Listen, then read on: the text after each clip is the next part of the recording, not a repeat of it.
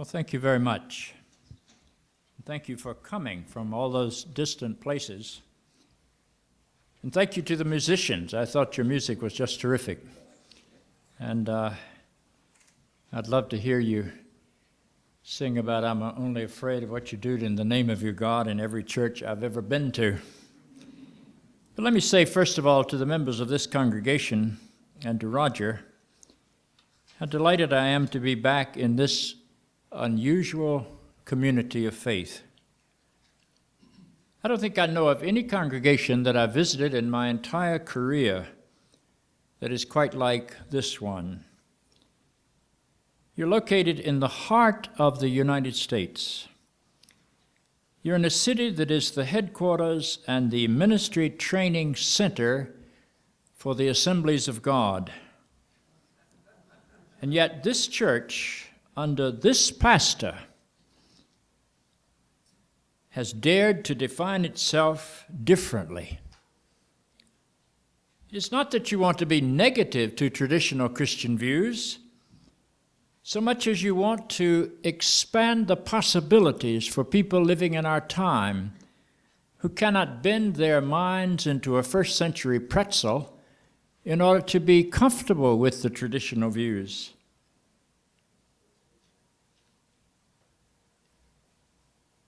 I was raised in the same culture that produced Billy Graham, Jerry Falwell, and Pat Robertson.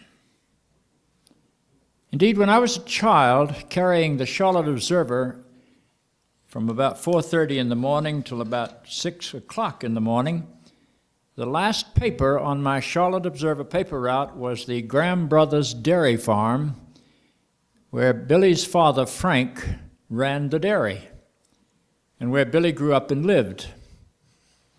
Now, Billy was about 12 years older than I, so I didn't really know him. When you're 12, you don't know somebody that's 24. But there was a big family, and he had a sister named Jean who was just 1 year behind me in school. I knew her quite well. She was a lovely blonde.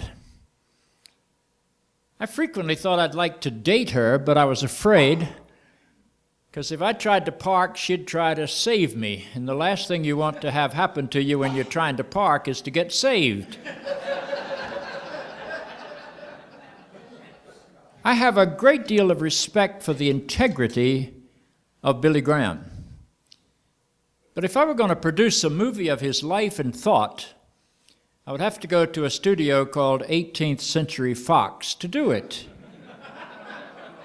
And when you read his autobiography, you will discover that he knows better than he says. Because in the autobiography, he had a faith crisis when he went to Wheaton College, which is a very evangelical fundamentalist school. And he decided that he would not allow any questions about the Bible to interfere with his message of converting people. And he lived his life with that premise. When I was 34 years old, I went to be the rector of St. John's Episcopal Church in Lynchburg, Virginia, and discovered myself living in the town with a young Jerry Falwell. Jerry was a mountain man, sort of a typical southern redneck preacher. Not an evil man, but a limited man. But he knew how to do show business, and he turned his church into a great show business. There'd be an advertisement in the Saturday paper, "Come to Sunday school, we want to have 10,000 people here." And if you came, you could listen to the chaplain of Bourbon Street give his witness. You could see Miss America prance across the stage, and every now and then they'd get someone to come in and wrestle a bear. And people would come in great numbers. Jerry Falwell filled them with his particular understanding of Christianity. He was deeply racist. The Liberty Baptist University that he founded started as a segregation academy. I've heard Jerry Falwell say things like, "Nelson Mandela is a communist. He ought to be in jail. Only the South African apartheid regime is saving the continent of Africa from going to be a totally communist country." Jerry changed on a lot of things. One of the things he did not change on was his attitude toward gay and lesbian people.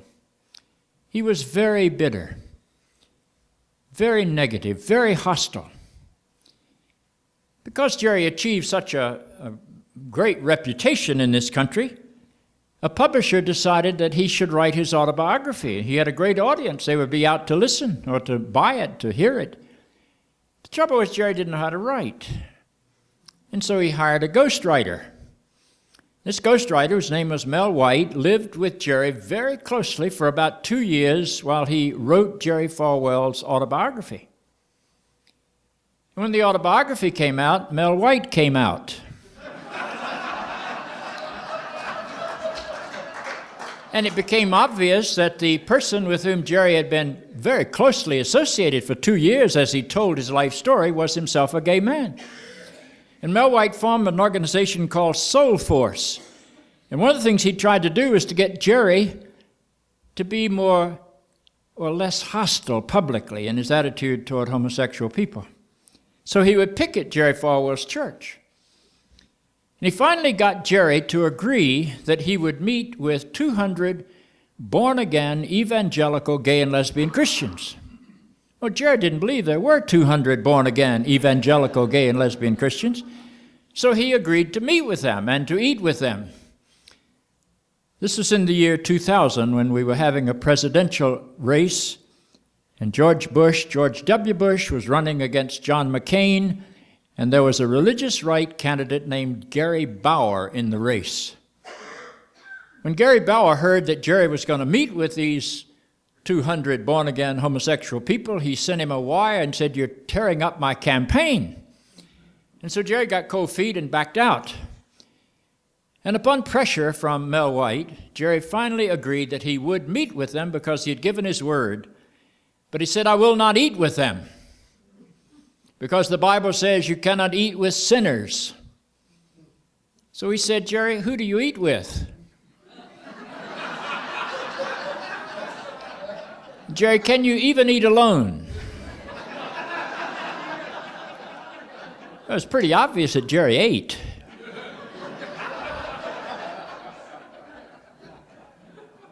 But he was quite convinced that the Bible justified his prejudice. In the year 1966, Virginia had a Democratic senatorial primary. The senator was named A. Willis Robertson.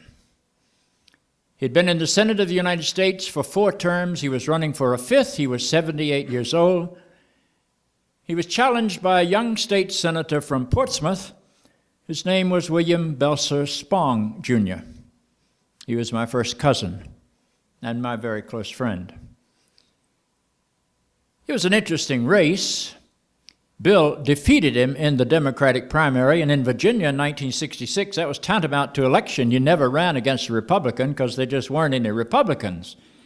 I was 16 years old before I knew that damn Yankee wasn't one word. And the Republicans represented those people who had forced the oppression of the South after the Civil War. And so my cousin won that election by 611 votes out of 880,000 cast.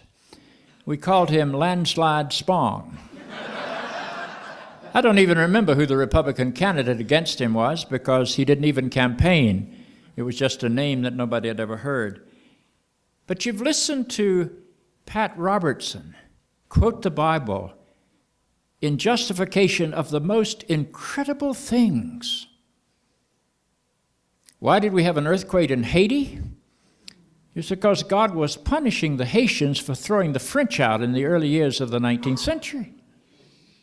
Why did the hurricane strike New Orleans? Because it's the birthplace of Ellen DeGeneres. Folks, there's not a town in the United States that hadn't been the birthplace of some gay or lesbian person. But that's the kind of thinking that was on the public media that represented God. I grew up in that kind of world. The church I grew up in Charlotte, North Carolina, I am a North Carolinian, Roger. You were asking if there was anybody from North Carolina here. The church I grew up in taught me that segregation was the will of God. and they quoted the Bible to prove it. They taught me that women were born inferior to men, and they quoted the Bible to prove it. They taught me that it was okay to hate other religions, and especially the Jews, and they quoted the Bible to prove it. They taught me that homosexual people were either mentally sick or morally depraved, and they quoted the Bible to prove it. That's the kind of introduction I had to Christianity. And as those prejudices began to die in me, and it was over a period of years, the civil rights movement put an end to my racism. Oh, I wasn't terribly creative and courageous in those days. I think I was 25 years old when the march from Selma took place, and I didn't go down and join Dr. King in that march. But in my little church in eastern North Carolina, a little town of 7,500 people, I had us open our service that Sunday with the hymn, "Lead On, O King Eternal," and I thought that was so clever. But not a soul got it. It was a witness that just simply passed. I got over my sexism by having daughters. That'll do it to you. I said to the Archbishop of Newark on one occasion that if your priest had daughters, they wouldn't be so sexist. And he looked at me as if he didn't know how to process that sentence. I lived in an all-female household. No toilet seat was ever up. We had a male cat, and they operated on him. It was simply not safe to be a male in that household. But because I began to look at life through the eyes of my daughters, I began to see some things that I could never have seen trying to look at life through the eyes of my mother or even the eyes of my wife. And so my sexism began to be broken. When I was still in Lynchburg, I went to Temple B'nai Or periodically on Sabbath evenings, Friday evenings. I was drawn to that worship because the Jewish people seemed happy. Episcopalians didn't seem happy to me. I hope you are, my token Episcopalian here. But they didn't seem happy. I was sort of raised in the tradition that if you enjoyed it, it was either sinful or fattening. And I'd watch Episcopalians come down from receiving communion at the altar, and they all looked like they'd lost their last friend. They'd walk like this. I said that to a surgeon friend of mine, and he said, "Jack, they don't look like they've lost their last friend to me." And I said, "What do they look like to you, Ed?" And he said, "They look like they're all suffering with hemorrhoids." I must say, I've never been able to watch Episcopalians come back from communion without thinking of that. This doctor went on to say that every doctor and every clergyman ought to have hemorrhoids. I said, "Why is that, Ed?" And he said, "Because it puts a look of perpetual concern on your faces, and it causes you to walk with an air of quiet dignity." But the Jewish people taught me to look at Jesus through Jewish eyes. He's always going to banquets. There's a story in the fourth gospel where he turned water into wine so the wedding feast could go on. No preacher in the South I grew up could have gotten away with such a trick. They were life-affirming, and the Christianity I grew up with was life-denying. And that was a powerful witness to me. And so as I began to look at Jesus within the context of the Jewish world that produced him, I saw a very different picture. The hardest thing for me to get over was my homophobia. Indeed, I was a bishop before I got over my homophobia. It was so clear to me. I didn't know the word homosexual until I was 16 years old. We just didn't have homosexuals in the South. And when I finally discovered there was such a thing as a homosexual, I accepted the definition of my region. The liberal position was that they can't help it, they're mentally sick, so you try to cure them. The conservative position was they were morally depraved, So you try to convert them, and if you can't convert them, then bash them. You can even kill them if their name is Matthew Shepard. And that didn't make much sense to me. And of course, they quoted the Bible to demonstrate that they were only doing God's will. Now, usually when people get disillusioned with the religion in which they have been raised, they simply abandon religion. That's the easiest thing to do. For reasons that I do not fully understand, that was not something I was able to do. My decision was that religion, my Christianity, had to mean more than the stuff that I had been presented with.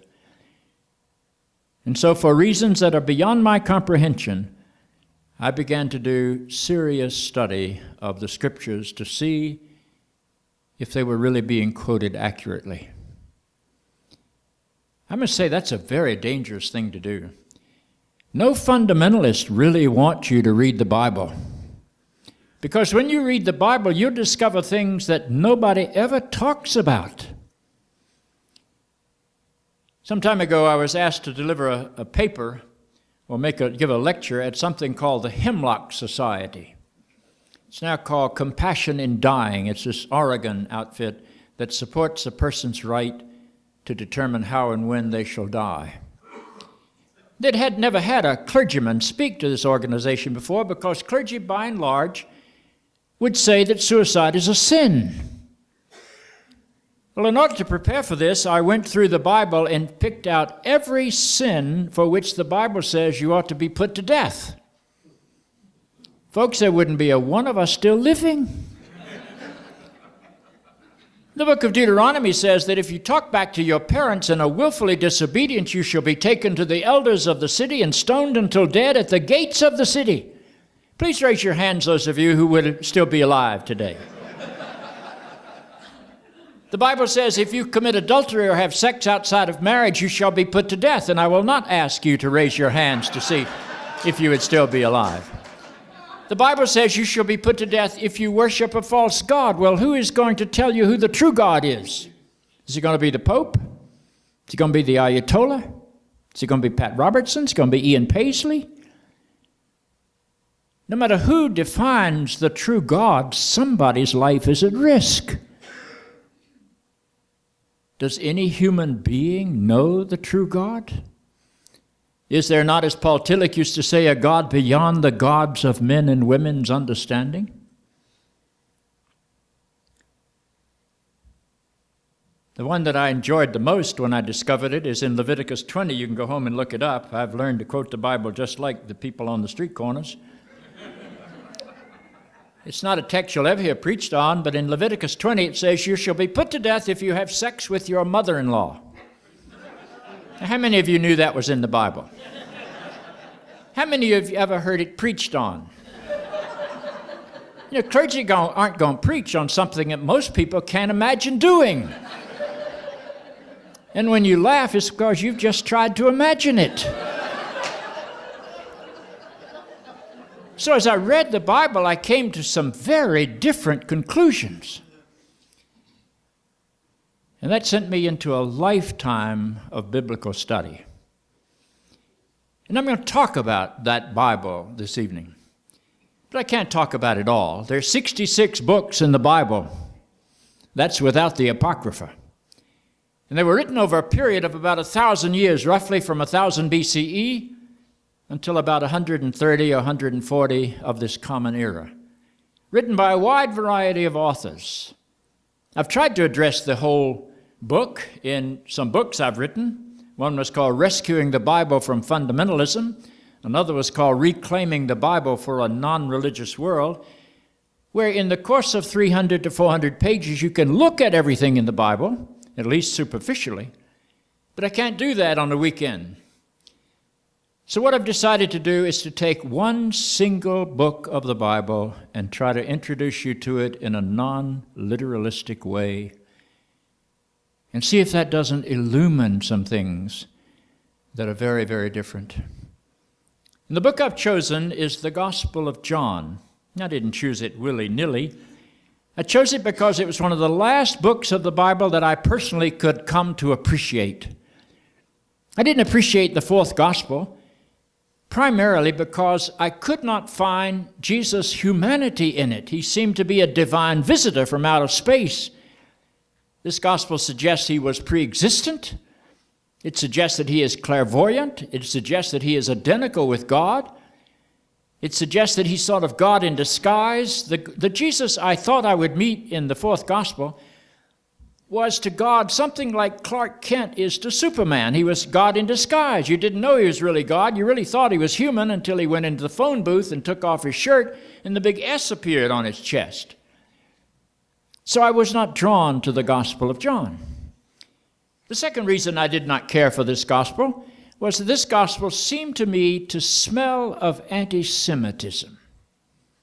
I'd gotten through my anti-Semitism, and I didn't want to find it in the scriptures. And yet in the fourth gospel, it seemed to me that every time the author used the phrase, the Jews, he almost spit it out of his mouth with contempt. And the fourth gospel is the only gospel that portrays Jesus as saying that the Jews are the children of the devil. Sounds rather un-Jesus-like to me. You don't hear Christians quoting that very often.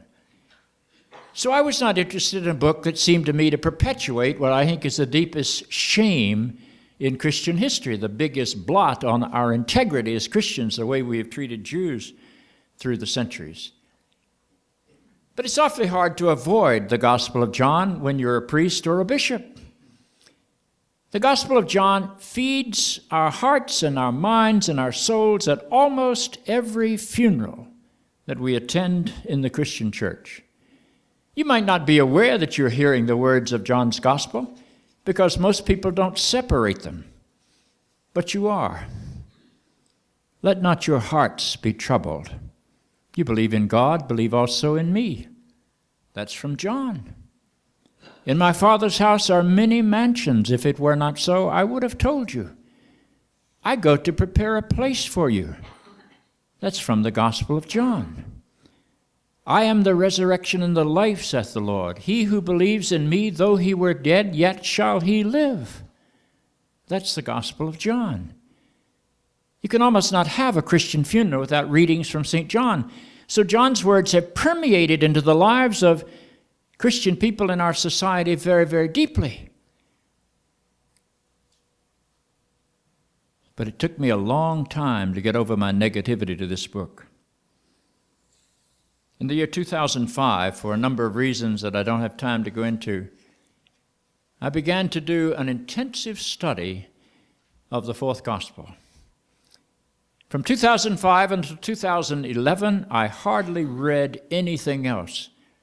I read every major commentary in the English language from the 19th, 20th, and 21st century on the Gospel of John. Those are not little books.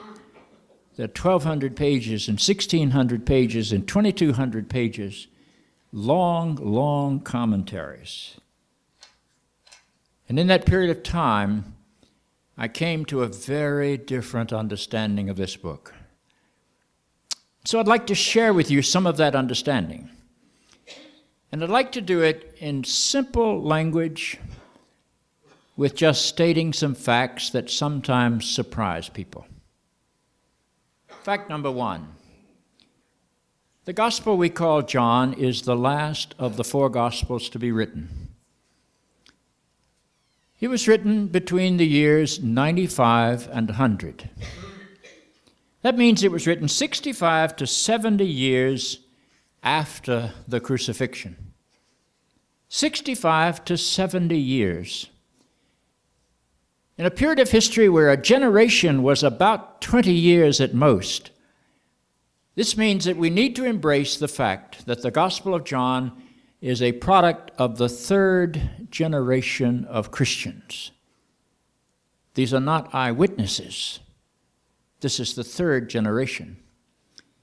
A corollary to this simple fact is that John Zebedee is clearly not the author. That's a bit of 2nd century AD or CE, pious propaganda to associate John Zebedee with the writing of the fourth gospel. Folks, if John Zebedee wrote the fourth gospel, he was close to 90 years of age. Nobody lived to be 90 in that era. Secondly, John Zebedee was a fisherman. He was a Galilean fisherman. In a society where only one person out of 100 could read, and in a society where only one person out of 1,000 could write. And no Galilean fisherman could either read or write. They would not have been a Galilean fisherman if they had been able to. They could have sold their talents for a much higher level of compensation. John Zebedee is even described in the book of Acts as an unlearned man. The fourth gospel is written in classical, learned Greek. No Galilean fisherman could possibly have written that book.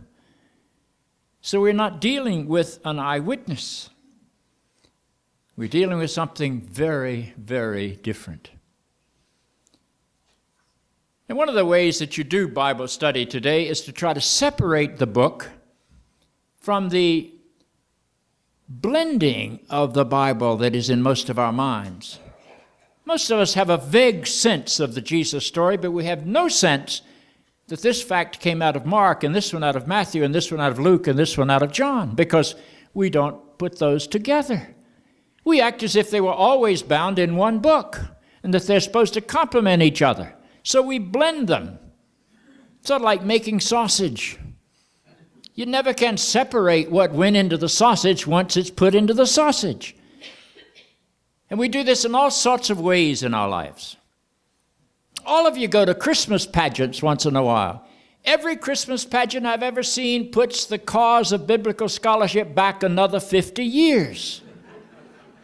What we do in Christmas pageants is to blend Matthew's story, which is the oldest one, with Luke's story, which is the latest one, and they don't fit, but we make them fit.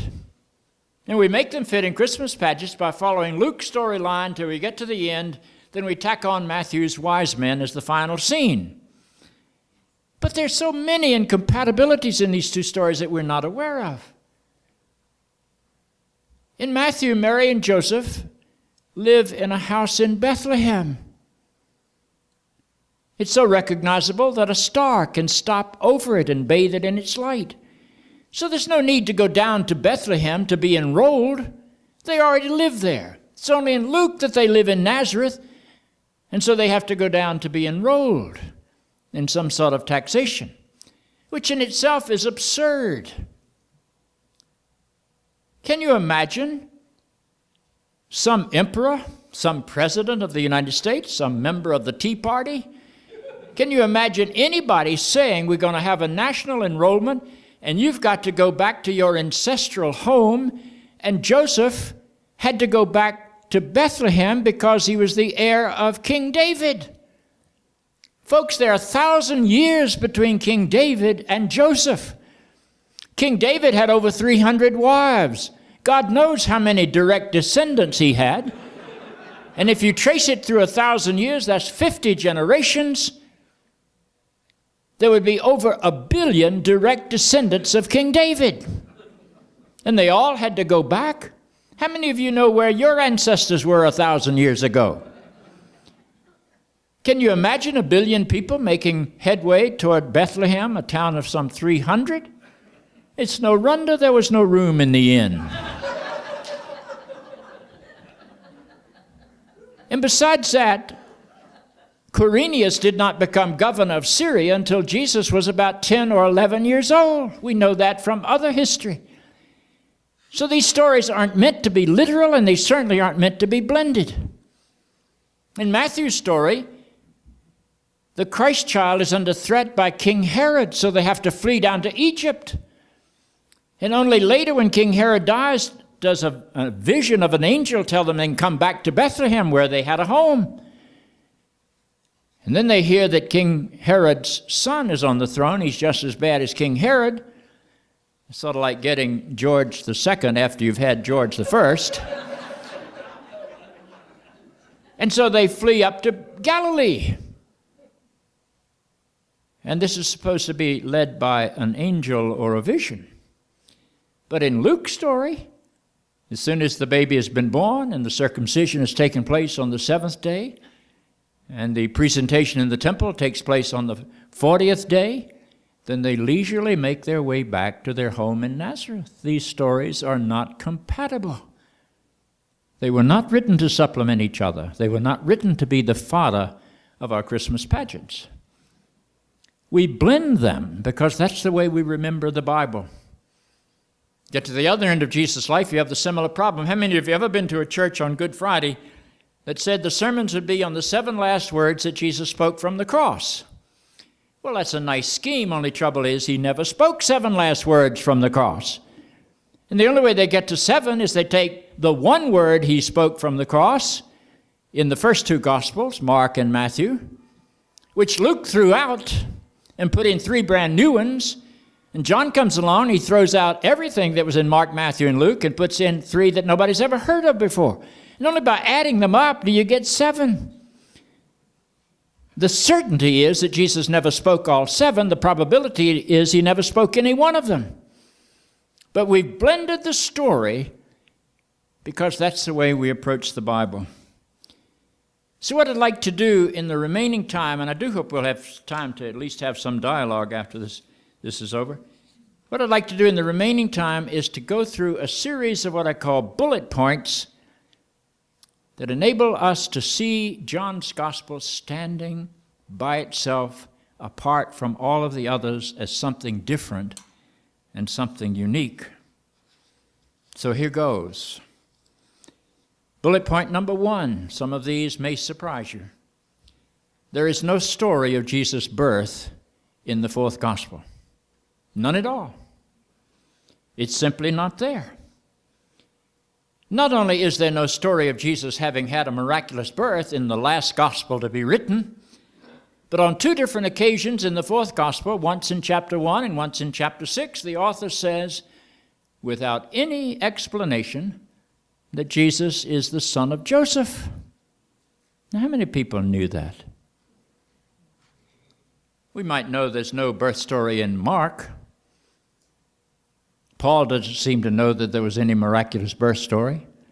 John could not help but have heard about it, writing as late as he did, but he thought it was unworthy, and so he left it out. So if you want to be literal about the Bible, it's 3-2 of the 5 major writers against the virgin birth story being literal. So the Bible's not on the side of the fundamentalist. Bullet point number 2, the mother of Jesus is never called Mary in the 4th Gospel.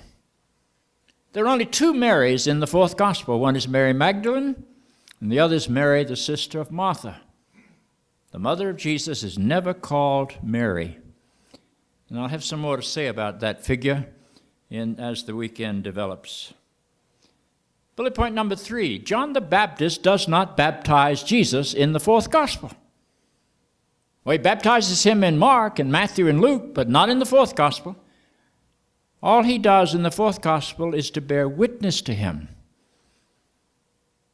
By the time the 4th Gospel was written, there was a great dis-ease among Christians at the idea that Jesus might have been baptized by John the Baptist, that John the Baptist might have some supremacy over Jesus.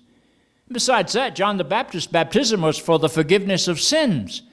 The Christians were saying Jesus was the sinless one. Why did he have to be baptized for the forgiveness of sins if he were sinless? And so the story fades in the 4th Gospel.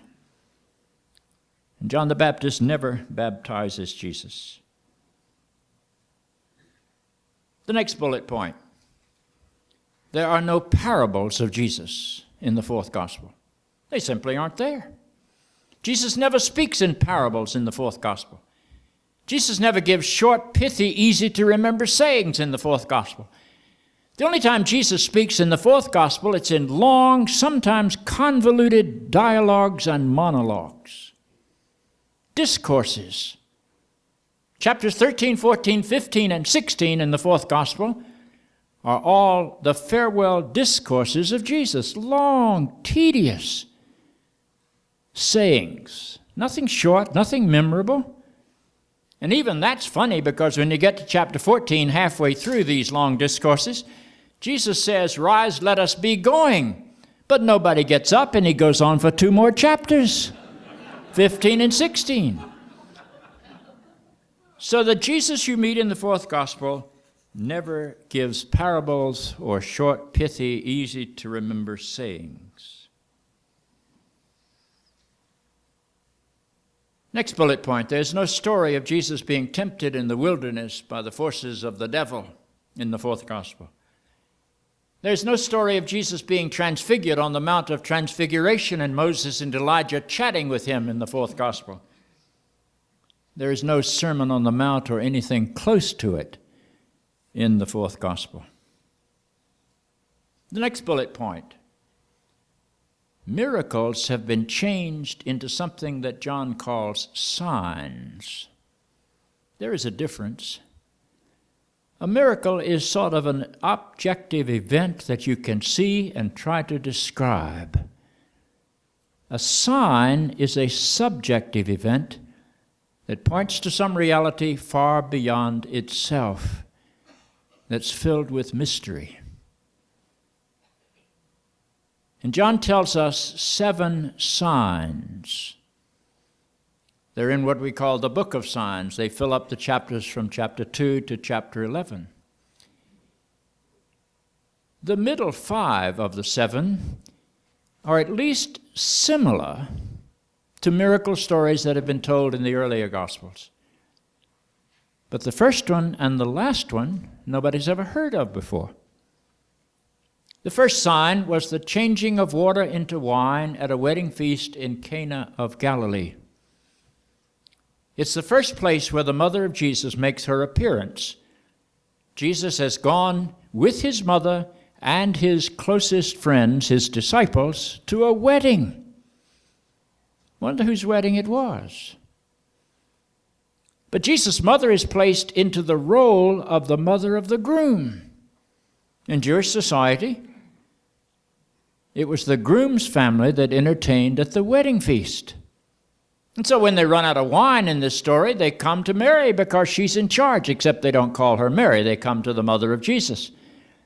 And she tries to force Jesus to act. And he rebukes her rather harshly.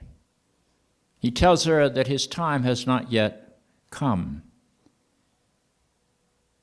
Mary stands in that story somewhere between the mother of the Christian movement and the Christian movement, somewhere between the purification waters of Jewish worship and the Eucharistic wine of Christian worship. Wonder what that story is all about. We'll come back to it later. The last of the 7 signs is the story of the raising of Lazarus from the dead. Nobody's ever heard of this story before. It doesn't appear in any gospel. And yet it's portrayed in the 11th chapter of John's gospel as an objective event. And you begin to be suspicious about this story because it introduces Lazarus as the brother of Mary and Martha. Well, that's interesting because we've met Mary and Martha in the gospel tradition earlier, but they never had a brother named Lazarus. So Lazarus seems to appear out of thin air. The story is also interesting in a lot of other ways. Jesus gets a message that his close friend Lazarus is sick, and he deliberately does not go. And they berate him when he gets there. Master, if you had been here, my brother would not have died. Both Mary and Martha say that. There's something going on in this story besides history.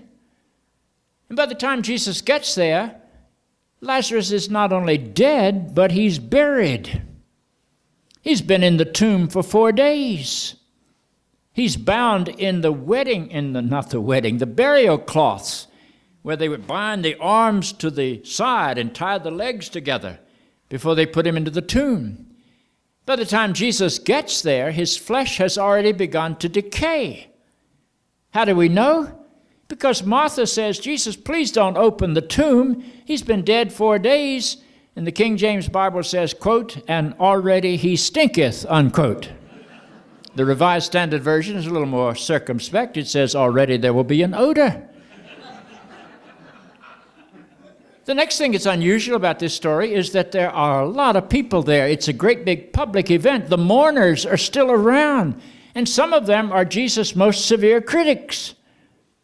So here you have a public event of a man who is dead and buried for 4 days, whose flesh is already beginning to decay.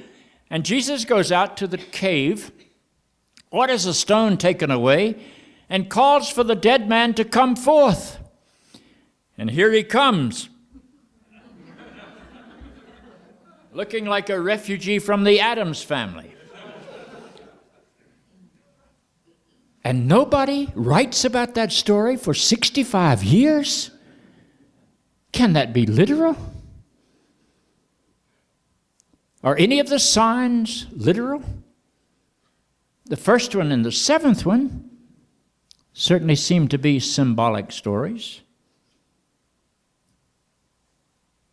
But in John's Gospel, miracles have been turned into signs. That's very different. The next bullet point is that John introduces characters into his story that nobody's ever heard of before. They're not just insignificant characters. John suggests that there are 2 members of Jesus' band of 12 that nobody's ever heard of before. And he introduces them with great fanfare. One is a man named Nathanael. There's no Nathanael in the list of the 12 disciples in Matthew, Mark, or Luke, and all of them have a list. No Nathanael in the book of Acts, where there's also a list. But here's Nathanael, a brand new member of the 12 that nobody's ever heard of before, and this is 65 to 70 years after the crucifixion. Where was Nathanael hiding when the others were writing their Gospels? Or is Nathanael a different kind of character? He gets a very elaborate introduction. He's in the first chapter. He's called directly by Jesus. We'll come back to him, but I want to plant that seed. The other of the 12 that nobody's ever heard of before is a very enigmatic figure that doesn't come into John's story until the 13th chapter. And that's when they're at the Last Supper. And suddenly this character appears that nobody's ever heard of before. And he's not only at the Last Supper, he's seated next to Jesus, leaning on Jesus' breast. And he does not have a name. He's simply called the disciple whom Jesus loved. And you and I refer to him as the beloved disciple. He enters the story in chapter 13. But he dominates John's Gospel from that point on. He's the only disciple to go to the cross with Jesus. He's the first one to come to the tomb. He's the first one to believe. Who is this person? Well, that's where the John Zebedee comes in, because people tried to figure out who the beloved disciple was, and they decided it had to be John Zebedee, because the name of John means beloved one. That's why I was named John. I was the beloved one to my mother and father, just like everybody else is beloved to their mother and father. But when John didn't seem to fit, scholars kept trying to find new people that they could put in there. Maybe the beloved disciple was Thomas. I've read a 400-page book trying to prove that beyond the shadow of reasonable doubt.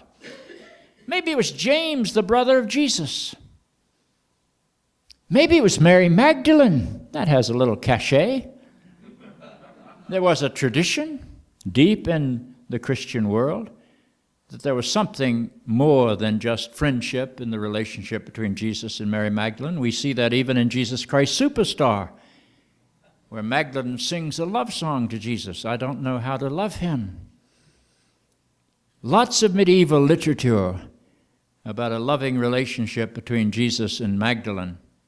The suggestion that if Jesus were married, Magdalene was clearly the candidate to be his wife. That's also in the tradition. You can make a case for that. I think the most unusual of all is that people said, well, Lazarus was clearly the beloved disciple, as if Lazarus were somehow a figure of history. The characters that get introduced into John's Gospel are very unusual. Lots of them have never been heard of before. Where do they hide? Why didn't Matthew, Mark, and Luke know about them? Or is there something unique about John's characters? Are they literary characters and not historical people? Are they more like Sherlock Holmes and Harry Potter and Jane Eyre and Wonder Woman than they are about George Washington or Abraham Lincoln or Mother Teresa? And so you begin to wonder whether these characters were the creations of the author. They're beautifully drawn, memorably drawn. Let me just list some of them. Most of you have some image of them. There was Nicodemus, the ruler of the Jews. He doesn't appear anywhere else in the Christian tradition. There was a Samaritan woman by the well. There was a Gentile official whose child was healed. There was a man who was crippled for 38 years. 38 years is longer than the average lifetime in the first century. This is a lifetime crippled person. There was the man born blind that somehow Jesus enables to see. All these characters that nobody's ever heard of before, and we're now talking about 65 to 70 years after the crucifixion. So maybe a clue to get into the Gospel of John is to understand what these characters mean, why they were created, and how it is that John weaves his Jesus story around these characters. There's another group of characters in John's Gospel that are people that have been heard of before, but John has given them personalities that they never had before. And top on that list is Mary, the mother of Jesus. She's clearly in the tradition. Clearly Jesus had a mother. There's a person of history somewhere that was the mother of Jesus of Nazareth. But the mother of Jesus that you meet in John's Gospel is clearly symbolic. She stands at a transition point between Judaism and Christianity. She is the mother of Christianity. She's a symbol. And there are others. Thomas in Matthew, Mark, and Luke is simply a name on a list, not a single biographical detail. But in John, he becomes Doubting Thomas. And everybody knows something about his story. Andrew, the only thing you know about Andrew in Matthew, Mark, and Luke was that he was Peter's brother. But John tells us 3 stories about Andrew that give him a personality. He's sort of the ordinary person who sees extraordinary possibilities in everyone. And Philip, who knows anything about Philip? In John's Gospel, Philip is given character and personality and persona. So what is the meaning of all of John's characters, either those that we've never heard of before or those that we have heard of but who have been given a totally different look? It's an interesting way to go into the 4th Gospel. And it opens all kinds of possibilities for reading the Bible with non-literal eyes. A couple of more bullet points, and then I'll stop. The 21st chapter of John's Gospel is called the Epilogue, and it is very clear that it was not written by the same person who wrote the first part of that Gospel. It makes no sense to put them together. If you read the 20th chapter clearly, the author has wrapped up his story and put a final period on it. And then suddenly there's chapter 21. And chapter 21 assumes that nothing that's happened from the time of the crucifixion to the time of the resurrection is known by anybody. And it's a story dedicated more than anything else to the rehabilitation of Peter. The famous conversation, Peter, do you love me? Will feed my sheep. Peter, do you love me? Will feed my sheep. Peter, do you love me? Will feed my sheep. So the disciple who had denied 3 times has to assert his loyalty 3 times. It's a very strange chapter and very different from the rest of John and clearly not by the same author. But the last bullet point that I will go into tonight is the one that will be the background of the final presentation on Sunday morning. And that is, John treats the cross in a way very different from Matthew, Mark, and Luke. The cross for John is not a tragedy. It's a triumph. The cross in John is not something to be avoided. So nowhere in John's gospel will you hear Jesus praying, "Father, let this cup pass from me." The cross is something to be embraced. So in John's gospel, Jesus says, "Should I deny this cup? No, I was born to drink this cup." Nowhere in John's gospel do you hear Jesus say from the cross, my God, why have you forsaken me?" No, the Jesus who speaks from the cross in John's gospel says, "It is finished. The work of salvation is over. The work of the new creation is complete. It is finished. It is complete. I've done what was asked of me to do." It's a very different view of the cross. The cross in the fourth gospel is the climax of the story. John's gospel does not climax with the resurrection or the ascension or Pentecost. It reaches its climax in the cross. This is the hour for which he was born. This is the hour for which he lived. This was the moment when he would be revealed. "When I am lifted up on the cross," says the Johannine Jesus, "then they will know I am." That's the name of God. When I'm lifted up on the cross, then they will know who God is. It's not tragedy. It's triumph. It's not to be avoided. It's the place of ultimate revelation. Nobody in John's gospel could ever have said, "Jesus died for my sins." And I'll look at that in much more detail on Sunday morning. That's enough, I hope, just to separate this book in your minds from the hodgepodge of blended gospel narratives, the homogenized form, the sausage into which we have made the gospel tradition. What I'd like to do in the sessions tomorrow is first to develop the reasons why John tells us over and over and over and over again that this gospel cannot be read literally, that this is not history, these are not tape recordings. This is a portrait being painted by a Jewish artist. You do not read the fourth gospel literally and have it make sense.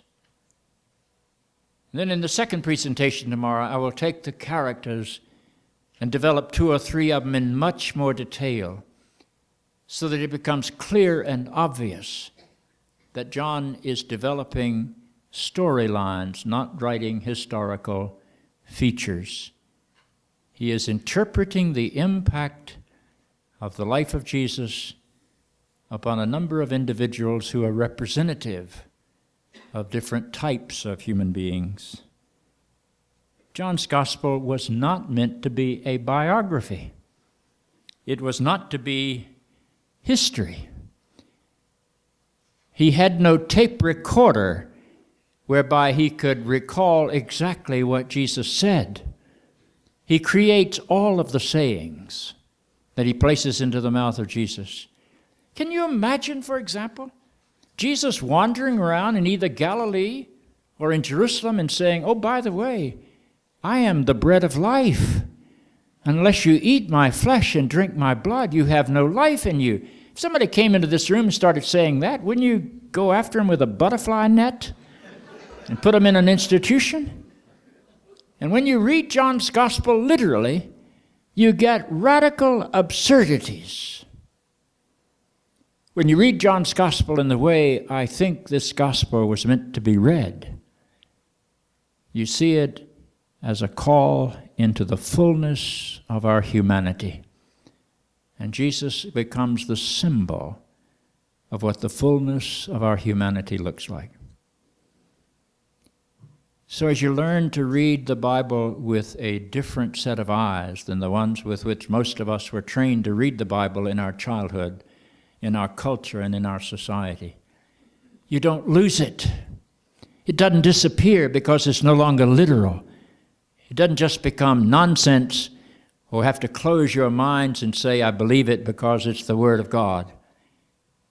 There's another way to read this book. And you go underneath the layers and you penetrate the mind of the authors who created the story, and in this case, particularly the author we call John. And you find it's not a story about religion at all.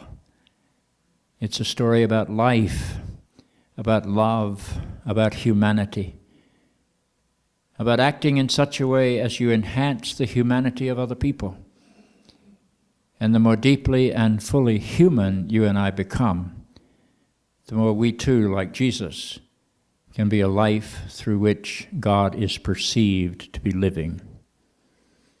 Well, I hope that's enough to stimulate your imaginations tonight and to start you on the course of this weekend. And if we have time, Roger, could I take a couple of questions, or do we have time? We have time. It just keeps us from going out to the beer tent out front, Bishop Spong, but we can deal with that. I can compete with a lot of things. I'm not sure I can compete with the beer. Let's say we'll take 4 questions, 2 men and 2 women, and I'll try to be brief in my answers. And I always like to start with a woman because the church has been sexist for so long. I think we ought to give women a slight advantage. So I'll recognize the first lady who raises her hand. Let's see one in the back. Do we have a microphone for the first lady? If we don't, shout loudly so they can get it on the video. Do we have a microphone? I don't like John because I think he's the most sexist. The most what? Sexist. He has the least to say about women. All right. Get your microphone so we can all hear you. Okay. Now I heard the first line. You don't like John. I don't like John Okay. Now tell us why. because he has the least to say about women. And what do you base that on? From reading the Bible. Okay. Well, I would suggest... So I want to ask you if tomorrow and Sunday, will you talk about John and how he addresses women and their roles? Well, I hadn't planned to because I'm not sure I accept your premise. If you read the 4th chapter of John, he makes the hero of that story the Samaritan woman, and she becomes the first evangelist for the Christian faith, and he goes to Samaria to visit her home. And if you read the 20th chapter, Mary Magdalene becomes the first witness to the resurrection, and she's the one that he bids to go tell the disciples. So it seems to me that John is more favorably inclined to women than Paul, for example. Yeah, I don't like Paul either. Paul is, well, I didn't think so. Paul is the one that most women don't like. Women don't Okay. like Paul, and Paul doesn't appear to like women, so Well, it's mutual. I bow to you. Thank you for taking my comment, and I'll look forward to the next couple days.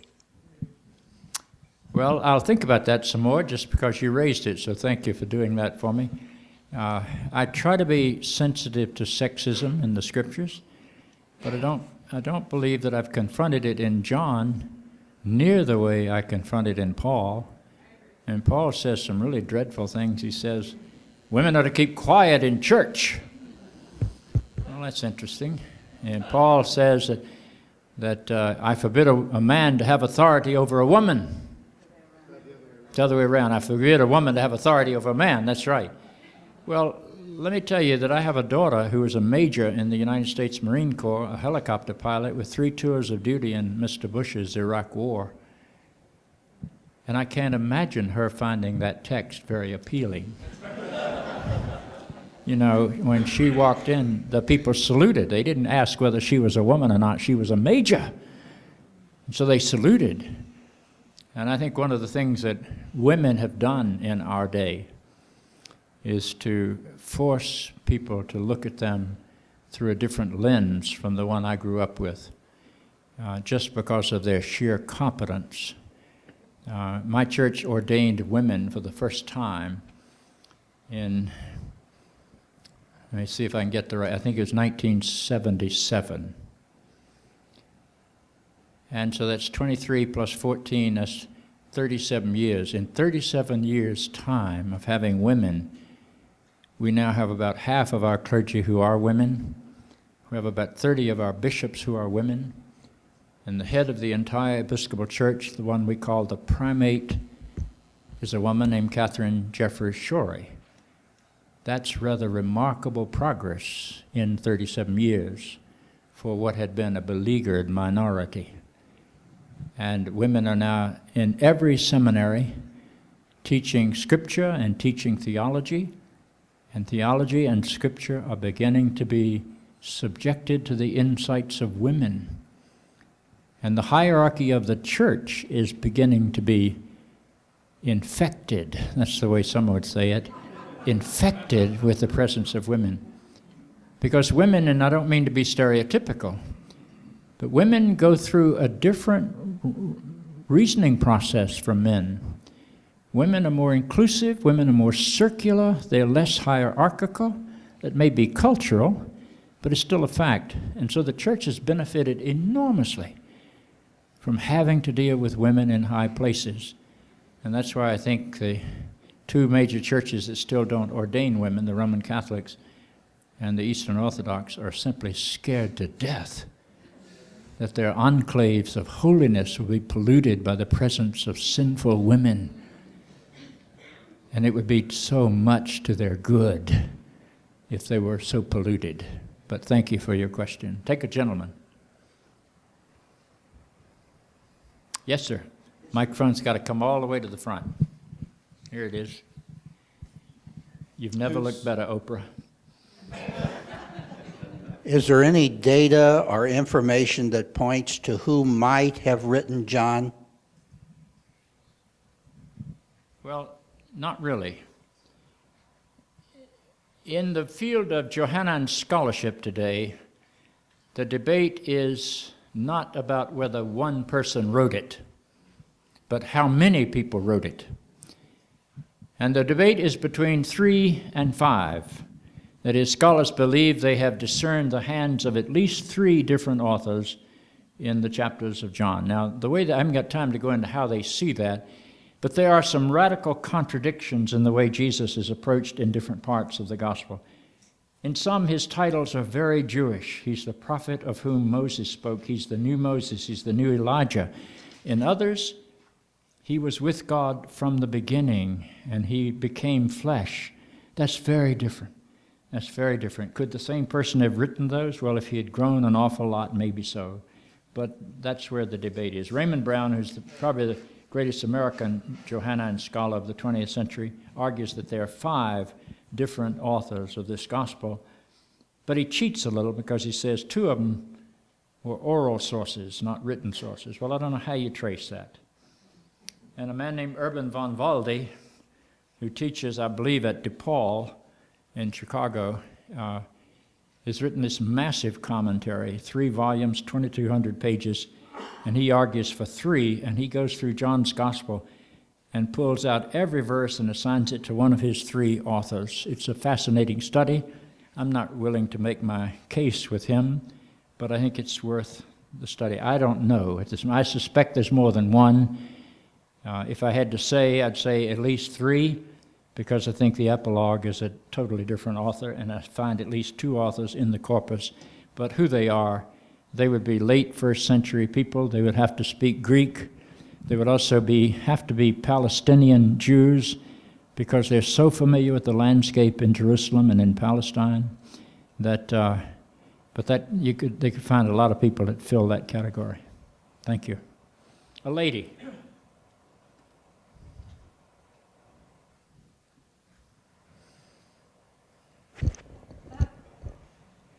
Yeah, use the mic so we can all hear. Okay. Is it doing it? Oh, what do I do? Turn the mic on. I can talk real loud. I talk to my question, Let me help you. okay.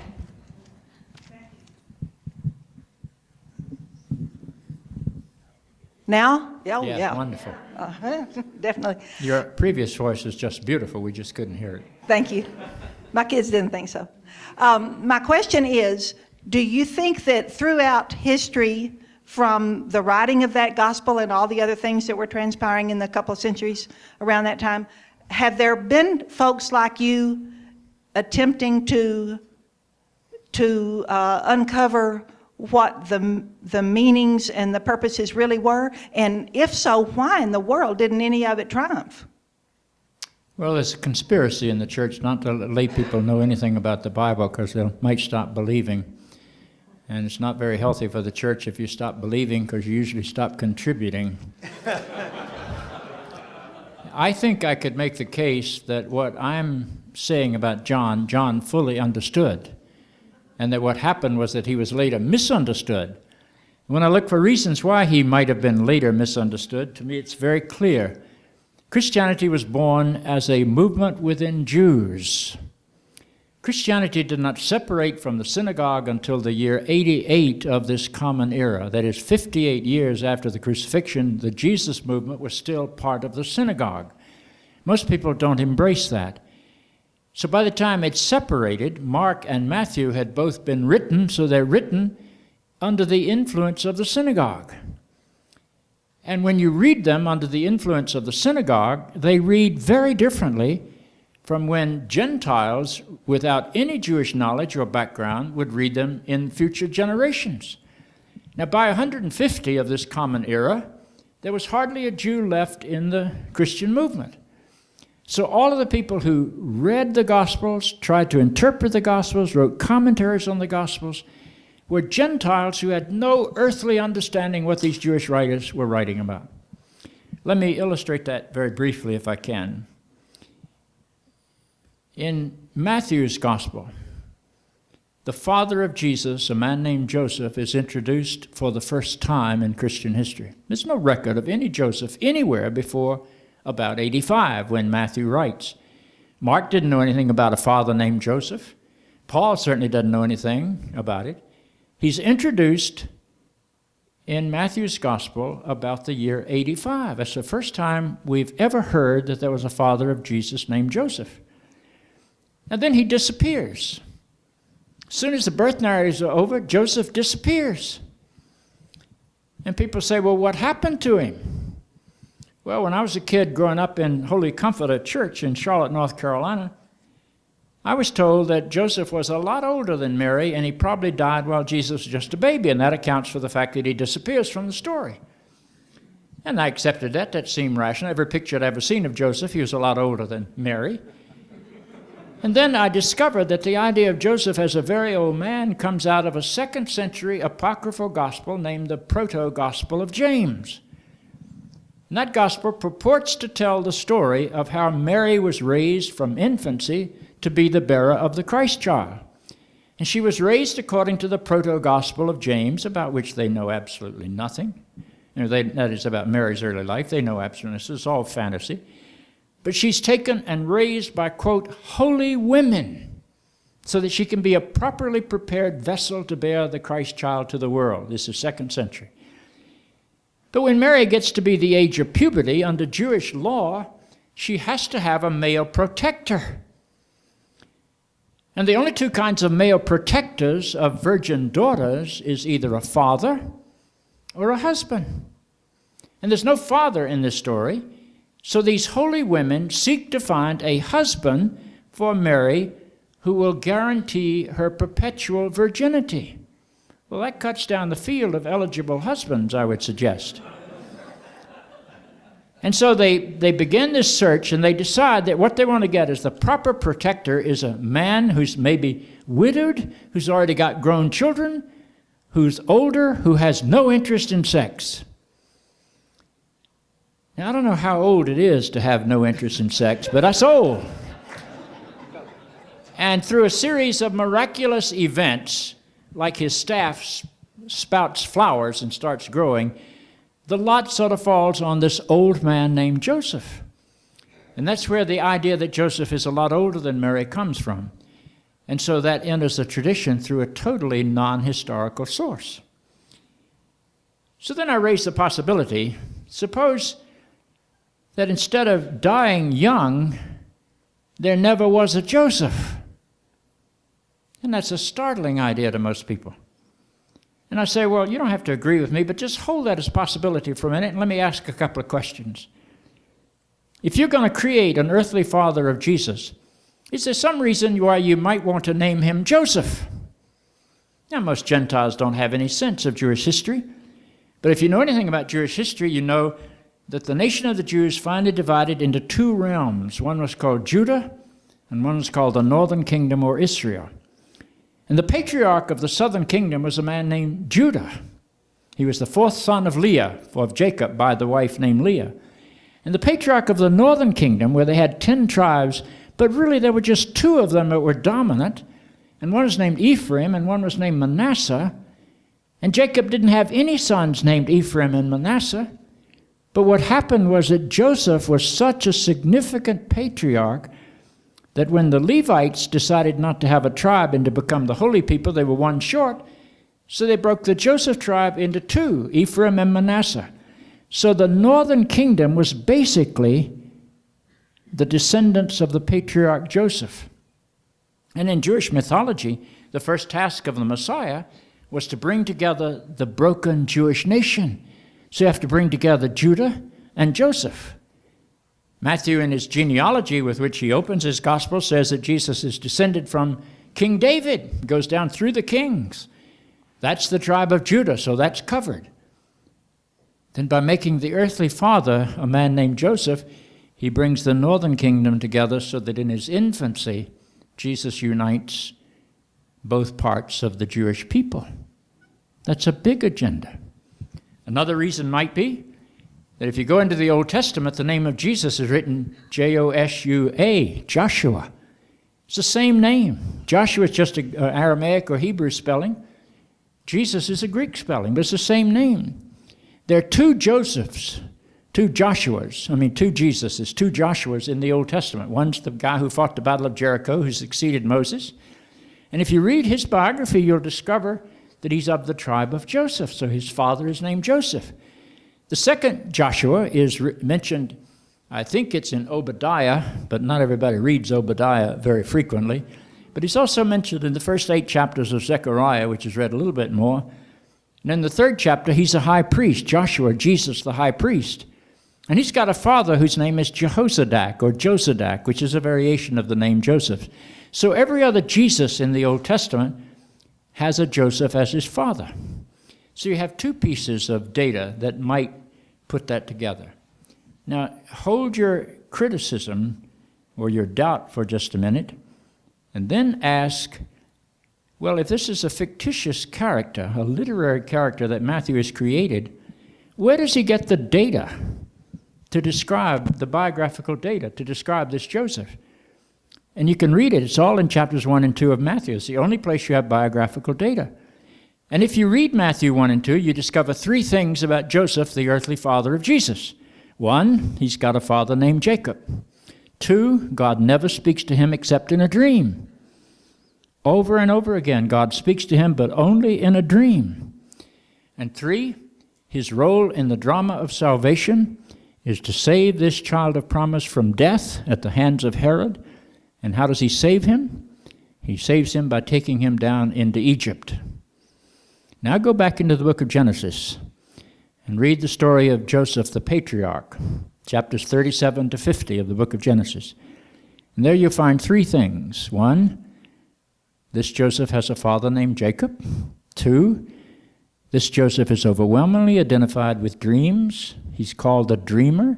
He rides into power by interpreting the dreams of the Pharaoh's butler and the Pharaoh's baker, and then of the Pharaoh himself. And 3, his role in the drama of salvation is to save the people of the covenant from death by famine, and the way he saves them is to take them down into Egypt. Now, do you think all that is accidental? Or have you begun to see how the Gospels are Jewish books weaving together the stories of the Jewish past that Jews would immediately recognize, but about which Gentiles would be abysmally ignorant? And so from about 150 to about the middle of the 20th century, the only people who read, interpreted, and wrote commentaries on the Gospels were Gentiles who were ignorant of the Jewish tradition. And what we've begun to do in the last 50 years of the 20th century is to be in much deeper dialogue with our Jewish ancestry and our Jewish roots, and that's what's illumining the biblical story in fantastic ways. Anyway, I hope that's a helpful illustration. We'll take one final question from a gentleman, and then we'll be finished. Here comes the male Oprah. I think I must have misheard one of two things I thought. Is that on? I'm not hearing you very well. Okay. I think I must have misheard one of two things I thought I heard you say. Initially, I thought you said that John's gospel does not cover the resurrection, but then later, that John's gospel does not cover the resurrection. John's gospel does not cover the resurrection. You didn't? Okay. I understand. Covers it in 4 stories, but it climaxes his story on the cross, and the resurrection sort of plays out of that. Thank you. Thank you. Well, thank all of you. I hope some of you will come back tomorrow. It's Roger's job to get you out tonight. It's my job to get you out tomorrow. So I'll see you then.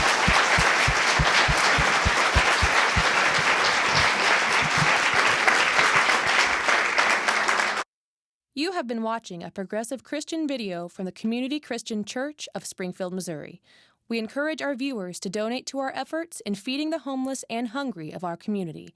Write to us at Reverend Dr. Ray at AOL.com for more information.